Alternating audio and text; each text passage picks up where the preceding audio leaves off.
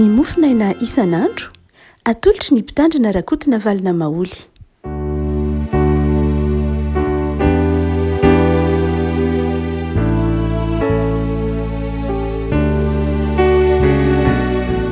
Faminarabantsika ravaka malama toatrity talata fa 20 ny volana martsay ity dia manonona ny fifalian'i Jesosy amintsika ry avaka. Ny mofinaina voalahatra ao antsika dia ny boky ny Mpitsara. Mpitsara toko 2:1 ka hatramin'ny 5. Mpitsara toko 2:1 ka hatramin'ny 5. Amin'ny anaran'i Jesosy. Alay anjelin'i Jehova niakatra avy tany Gilgala ka nakany Bokima dia nanao hoe nitondra anareo niakatra avy tany Egipta ka nampiditra anareo eto amin'ity tany izay nianianako tamin'ny razanareo omena azy. Ka hoy izaho, tsy hanatsoaka ny fanekeko taminareo aho mandrakizay. Ko aza manao fanekena amin'ny tompon-tany anareo, fa raha vao ny altarany kanefa tsy nihaino feko ianareo, koa inona moa izao no ataonareo izao? Ary hoy izaho indray, tsy handroaka azy eo anoloanareo aho, fa ho tsilo eo amin'ny tezinareo sy ho fandrika aminareo ny andriamaniny. Ary no niteny zany tamin'ny zanak'Israely rehetra ilay anjelin'i Jehova dia nanandratra ny feon'ny vahoaka ka nitomany. Ary ny anaran'izany tany izany dia nataony hoe Bokima. Ary namono zavatra teo izy atao fanatitra ho an'i Jehova. Ray masino, manamasinana ny fahamarinana, ny teninao ny fahamarinana. Amen. Rehavako andininy fahaefatra no entina mampaherena. Ary no niteny zany tamin'ny zanak'Israely rehetra ilay anjelin'i Jehova dia nanandratra ny feon'ny vahoaka ka nitomany. Dia nanandratra ny feon'ny vahoaka ka nitomany. Inona moa nahatonga ny vahoaka nitomany rehefa avy niteny ilay anjely? Nanenina ny zanak'Israely. Efa nampahafantarina azy ny tsara. Efa nanao fanekena taminy Andriamanitra fa hitantana sy hampahery azy. Ary raha manaja ilay fanekena izy dia tsisy lozan-jo azy. Fa raha miala amin'ilay fanekena izy dia hisy lozan-jo azy. Dia nampahafantarina ilay anjelin'i Jehova ny zanak'Israely ny fialan'ny zanak'Israely tamin'ilay fanekena sy ny lozan-jo azy. Dia nitomany, nidradradrada nitomany, nanandratra ny feon'ny nitomany ny vahoaka mitomany. Rehavako asa raha efa mba nanenina mafy ianao tao amin'ny fiainanao. Angamba kosa aloha miara-miaika itsika rehetra fa tsy misy olombelona tsy nanenina zany tao amin'ny fiainana. Tsy misy an'izany. Samy efa nanenina daholo ny olona. Fa ny hoe nanenina mafy dia mety arakaraky ny toe-javatra. Fa nenina dia zavatra mety ho mpahazo ny olombelona. Satria ny nenina dia misy karazany anankiroa. Misy amin'ny nenina, misy ny ataontsika hoe lay nenina ateraky ny zavatra atao. Io atao hoe regret d'action. Zany hoe lay nenina ateraky ilay zavatra nataonao. Hoe tokony tsy nanao an'iny aho, tokony tsy niteny an'iny aho, tokony tsy namaly an'iny akory aho, tokony tsy nisafidy an'iny aho, tokony tsy nanapa-kevitra tahak'izay aho. Zay le atao hoe nenina izay regret d'action antsika zany nateraky ny asa, nateraky ny fanapa-kevitra zavatra efa natao. Ary io nenina io dia eo ny eo mandrakariva. Eo ny eo zany dia manomboka ilay fanenenana. Zany hoe indraindray raha vao vita ilay asa dia tsapanao ny fahadisoana na tsapanao ilay zavatra tsy nety. Dia niteraka nenina. Nenina nefa ny fantatry ny olona rehetra. Fa ny nenina dia mandrakariva mifangaro amin'ny fihetsem-pona mifangaro amin'ny toe-tsaina de manjary miteraka alahelo, miteraka ratra, miteraka fahadsom-panantenana. Azay mahatokana ny zanak'Israely eto ny vahoaka ny tomany satria nenina tsy zavatra ivelan'ny tena fa nenina dia famatotra mandrakariva amin'ny tsy hoe action fotsiny izy na zavatra natao fotsiny izy ka miatraika amin'ny zavatra ivelany, fa nenina dia mifamatotra mandrakariva amin'ny fihetsem-pon'ny olona sy amin'ny sain'ny olona ao anatin'ny lohan'ny olona, de zay mahatonga ny hoe miteraka ranomaso na alahelo na tebiteby na ratrapo. Ndraindray raha tsy fahita-tory, ndraindray raha tsy mahita tory, ndraindray raha dia tsy mahalany sakafo, ndraindray raha dia mahatonga akony amin'ny tsy fahasalamana. Zay ny nenina. Ny nenina dia mikiky ny fisainan'ny olona na mikiky ny fiadanam-pon'ny olona. Indrindra lay ataontsika hoe nenina zay vokatry ny zavatra natao, zay zay hoe tsy fahombiazana, échec, tsy fahombiazana. Ny regret d'action dia nateraky ny hoe zavatra tsy nety, tsy fahombiazana. Fa ny karazany nenina faharoa zay mahazatra antsika ao amin'ny soratra masina dia lay misy koa ny antsoina hoe regret de non action, na lay hoe nenina vokatry ny tsy fanaovanao zavatra, hoe misy zavatra tokony nataonao nefa tsy nataonao. Ary io no tenenin'lay philosophe na penseur anankiray antsoina hoe André Gide, ny teny manao hoe ny teny nenina mafy indrindra de tsy ny nenina tamin'ny zavatra nataonao fa nenina mafy indrindra de zao ny tsy fanaovanao ny zavatra tokony ho nataonao nefa azo natao. Ary iny de mikiky mandritra ny fotoana ela. Regret d'action zany dia mety ho vetivety ihany hoy André Gide, fa ny regret de non action na lay nenina nateraky ny fanenenana nateraky ny ataontsika hoe ny tsy fandraisana andraikitra de maharitra lavabe. Hoe tokony mba niteny any ahy tamin'ny vanim-potoana iny, tokony mba nijoro aho tamin'ireny vanim-potoana ireny, tokony mba nandeha araka ny tokony ho izy aho tamin'ireny fotoana ireny, tokony nananatra azy aho tamin'ireny fotoana ireny. Be de be no ahitantsika ny antsoina hoe nenina tahaka zany eo amin'ny fiainantsika rehefa mifanerasera amin'ny tenantsika na mipirapela amintsika hoe raha ohatra mantsy ka mba nananatra azy aho, raha ohatra mantsy ka mba tonga fotsiny aho tamin'ny fotoana iny, raha ohatra mantsy ka nanokana fotoana ho azy aho, raha ohatra mantsy ka mba nomeko kely fotsiny izy tamin'ny fotoana iny, raha mba noenoko mantsy le tarainany, raha mba ohatra ka nijoro vavolombelona, raha ohatra ka mba nanolotra, raha ohatra ka mba nanampy azy, be de be ndray karazan-javatra tahak'izany zay ataontsika hoe miteraka ny nenina ty anatintsika. Ary io nenina io mandrakariva de mafy be. Mety mandalo an'io ndray aman-dreny amin'ny fitezana ny zanany hoe tena nanenina foatry ny raha mba nanam-potoana nampianarana azy amantsy, toatrany tsy ariko akory ny enti-modiny, toatrany tsy voajeriko akory ny devoirany, toatrany tsy nenao-janako akory raha mba teo foana mantsy aho. To variana ny asa mety ho nenina koa, mety mahazo ny mpanao politika hoe raha mba niainao amantsy, raha mba zao amantsy, mety ho nenina koa mpahazo ny vahoaka, raha mba nanoana mantsy zay, raha mba endry mantsy zay, mety ho nenina koa mpahazo ny mpino. Nenina lay ataontsika hoe lay nenina lay non action, lay tsy fandraisana andraikitra de zao de mafy indrindra. Ary manahirana amin'ny kolotsaina malagasy nentim-paharazana de indraindray ny malagasy manana toe-po lay ataontsika hoe moratratra antsoina hoe regret de non action, satria ny kolotsaintsika malagasy zay na tsy atao hoe kolotsaina angamba fa nandray ny toe-po sy toe-tsaintsika matahotra mandray andraikitra, matahotra vavan'olona, satria ny malagasy dia mandrakariva ny marin-dalana na isan'ny manamarika ny fanapahan-keviny de ny vavan'ny olona mandrakariva, araka ny fiteny mahazanantsika manao hoe tsy ho tany io angeny fady fa mivavam-bahoaka. Ny dikan'izany de mivavam-bahoaka no mamaritra no hoe inona ny tokony ataoko na inona ny tsy tokony ataoko.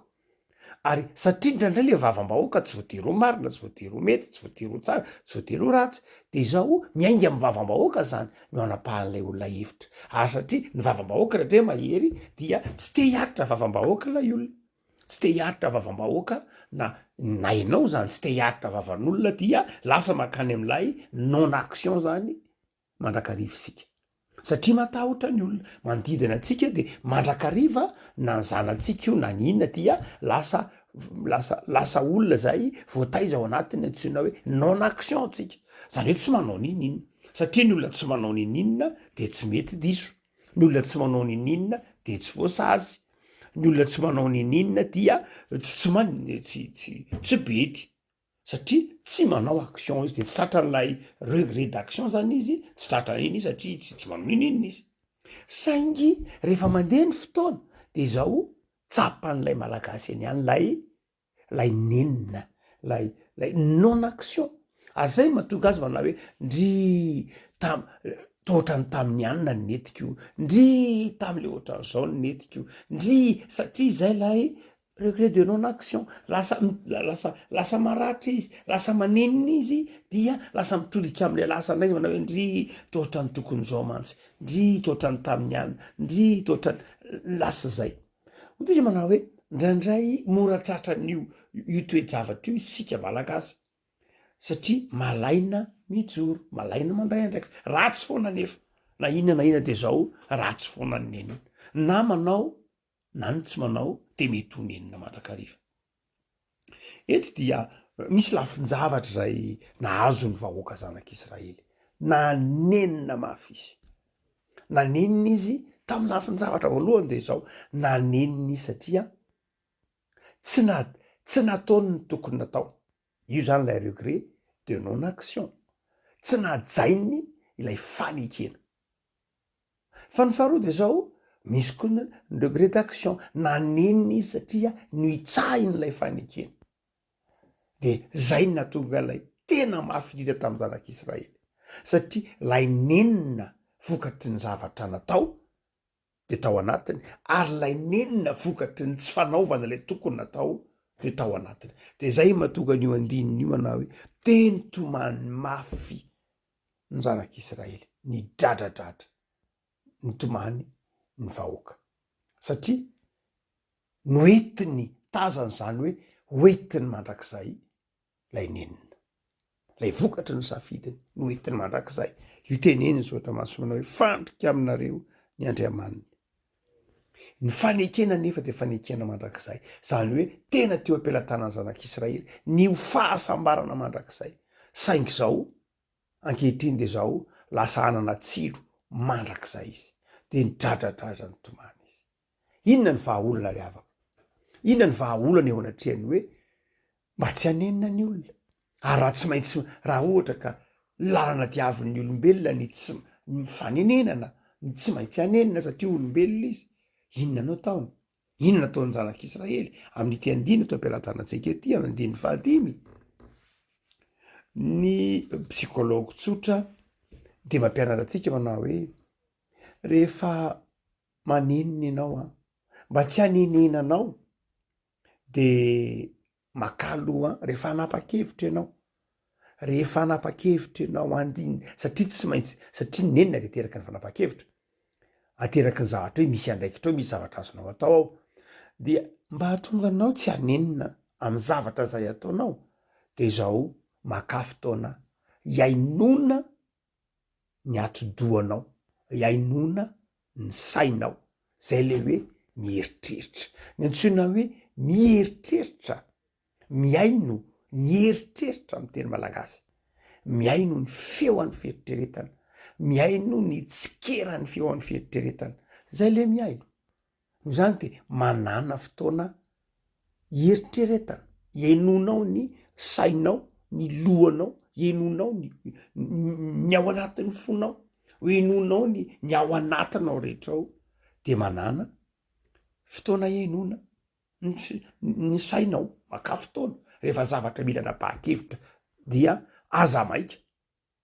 fa mandanja lanja tsara maka fotoana iainona ny sainao fa izao koa maka fotoana iainona ny vatanao io vatanao koa dia miteny io fa tsy hoe ny sainao ihany no miteny fa ny vatanao koa miteny eo anatrehany fanapaha-kevitra resinao indraindray vao misy fanapaha-kevitra resao de zao tsapanao mangoritsina daholo ny vatanao tsapanao manohitra tsy ny sainao fa nandray ny vatanao koa dia misy zavatra tsapanao eo amin'ny vatanao de zao maka fotoana mba enonao koa ny vatanao fa ny zava-dehibe de zao manana koa fotoana enona ny fanahinao ianao manana ny fanahy masina tempolo ny fanahy masina ianao tempolon'Andriamanitra ianao de manana fotoana iainona ny pitiky ny fanahy masina manana fotoana iainona zay le hoe vavaka zanak'Israely voaingantsika ndresaka ny Josoa toko fasivy ny zanak'Israely nanenina tamin'ny fanekena ny fanaovana tany Gibeonita satria tsy niaino ny fanahin'Andriamanitra tsy niaino ny fanahy masina tao anatiny de manana fotoana iainona ny fanahinao ny fanahy masina ao anatinao no marimarina kokoa Jesoa to Getsemane ange nanana fotoana ny ainona n'Andriamanitra hoe aoka tsy ny sitrapokonao tao fa ny sitraponao de niresaka tamin'Andriamanitra izy raha atsorona de zao mba tsy alana amin'iny raha maha-olombelona ndika zany de zao tsy hoe ampy ny mieritreritra miaino ny saina tsy ampy ny mieritreritra ny vatana fa miaino koa ny fanahy masina zay miasa ao anatinao fa ny faefatra de zao miaino koa ny manodidina anao miainoa ny manodidina anao enoy koa ny hevitry ny olona enoy koa ny olona manodidina anao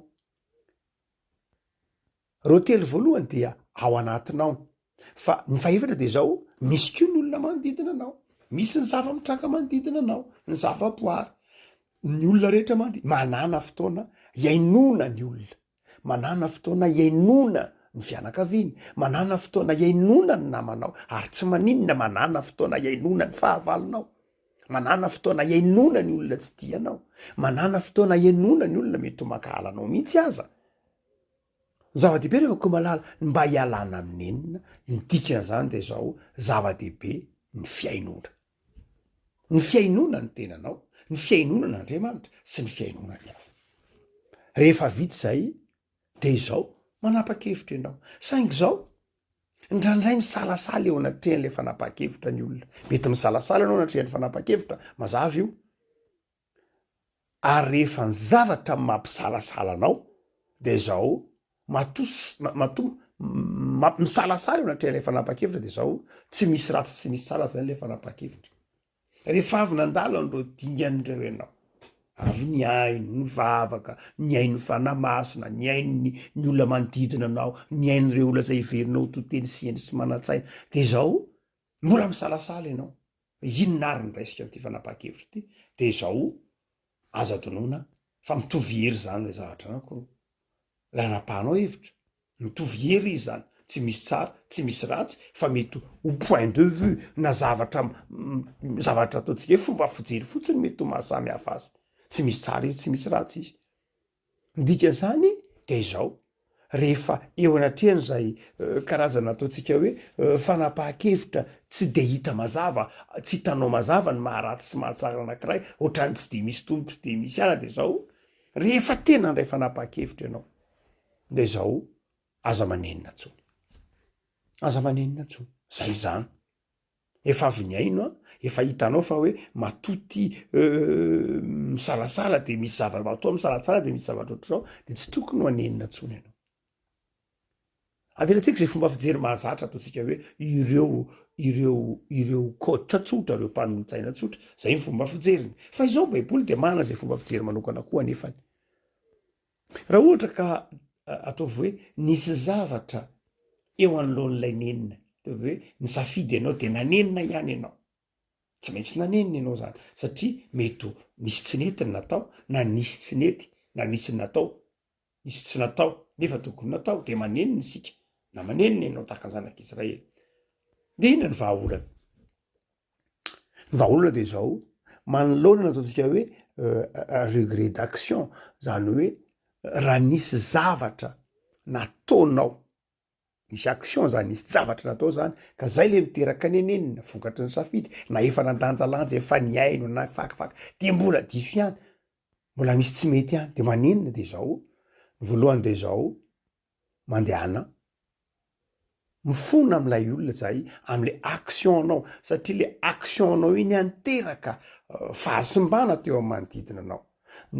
nahita vokatra anao de mitevany tena tsy nety nataoko teo, tsy nety le teniteneniko teo, tsy nety le zavatra ohatran'izao tokony ataoko tao, tsy nety de ny zava-dehibe de zao zay ny ataontsika hoe mamaha olona de ny antsoina hoe ny fangataham-pamelana amin'ny olona izay nataonao tsy nety, fangataham-pamelana amin'ny olona izay tsy nety ny nataonao taminy, tsy enatra ny fangataham-pamelana, tsy enatra mihitsy ny hoe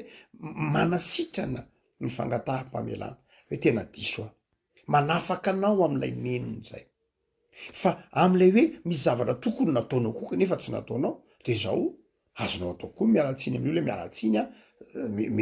mety hoe tokony anao tamin'iny fa tsy afaka fa mialatsiny, fa ny faharoa de zao koa ny famelanao ny tenanao. Be de be ny olona izay mijaly manana olona satria tsy mbola niavana tamin'ny lasany izy, tsy niavana tamin'ilay lasany izy no io neniny io de manjary lasa simba ny fomba fijeriny, lasa simba ny fomba fiainany satria tsy niavana tam'ilay pasena tam'ilay lasa izy, tsy mbola nilamina hoy ny teny frantsay tsy mbola réconcilier, tsy mbola nilamina tamin'ny fifandraisany tamin'ny lasa izy de manjary sady mijaly izy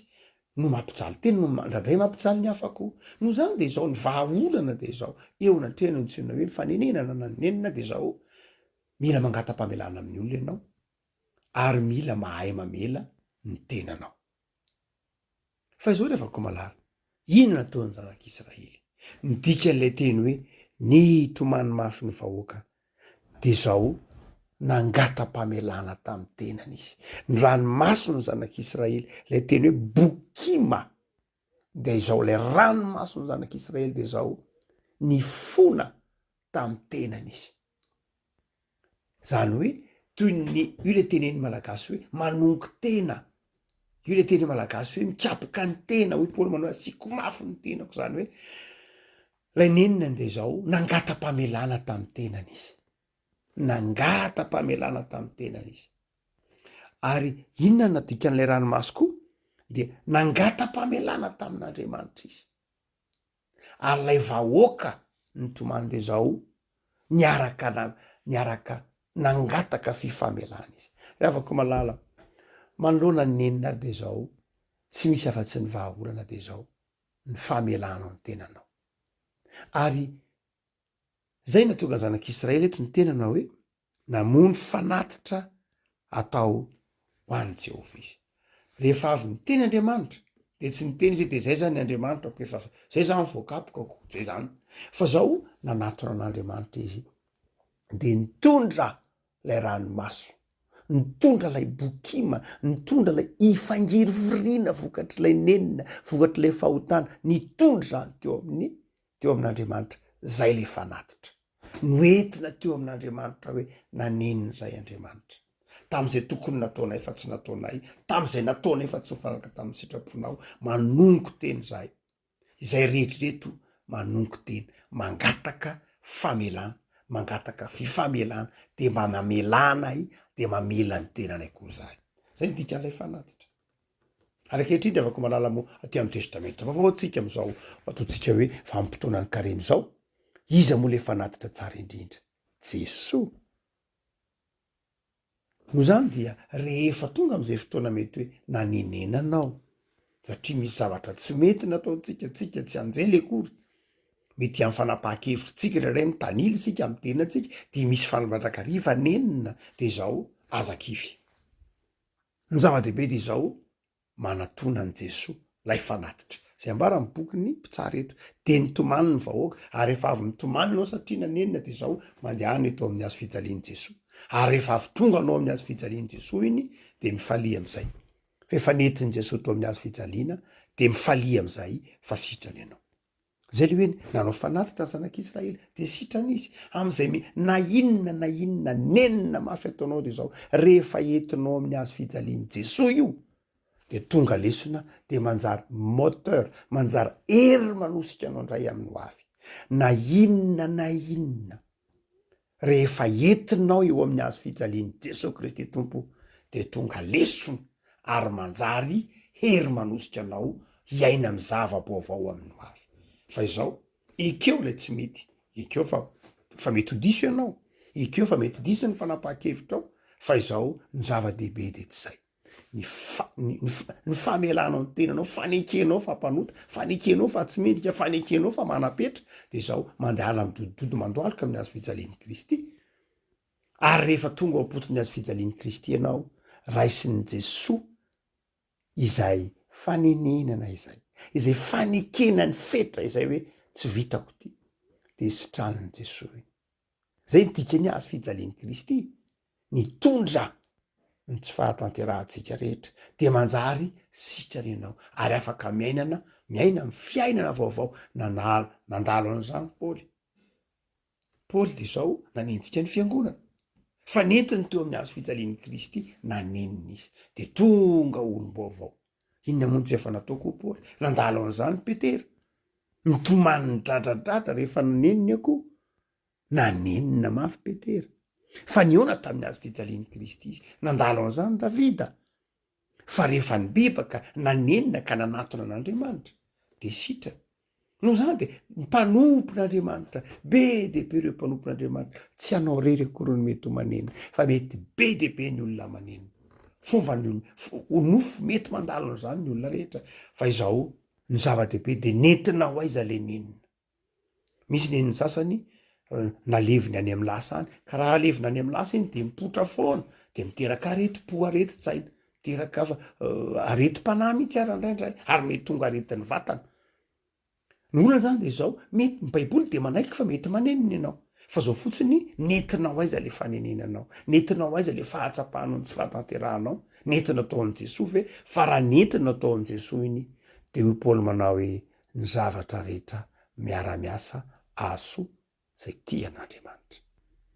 am'izay mety ho tsy fahatanterahanao nenina nataonao na inona antony na zay nataonao ka tsy nentina tsy nataonao nefa tokony nataonao de mandehana eo atao amin'ny azo fijaliany Jesosy de ho marina aminao teny Paoly amin'ny Romanina 12 manao hoe ny zavatra rehetra miara-miasa aso zay tian'Andriamanitra vavaksika tompo ao misaotranao zay anony amin'ny soatra masina zay manazava aminay fa manapetra ny takatry ny sainay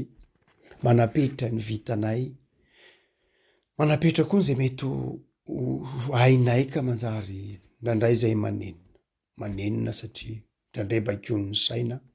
ndrandray tsy ampy fiainona ndrandray baikony ny nofo ndrandray baikony fo ndrandray baikony ny ego aza ndrandray baikony filana de manenina zay ndrandray Andriamanitra na ny fiainana isan'andro ary misy ara mo tompo fantatrao de mandraka ankehitriny de mbola manenina de mifona aminao zay tompo satria am'reny de tsapanay fa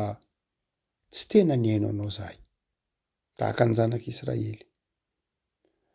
sotra fa manafatra anay anao fa am'izao karemy zao de enao no mitondra ny tsy fahatanterahanay ary ny zavatra rehetra de ataonao miara-miasa aso rehefa tonga eo apotony ny azo fijaliana izay zavatra rehetra mety ho nampanenina anay de mamelana i tompo avao zahay ary ataovy mitoetra aminao am'izay rehetra mety ho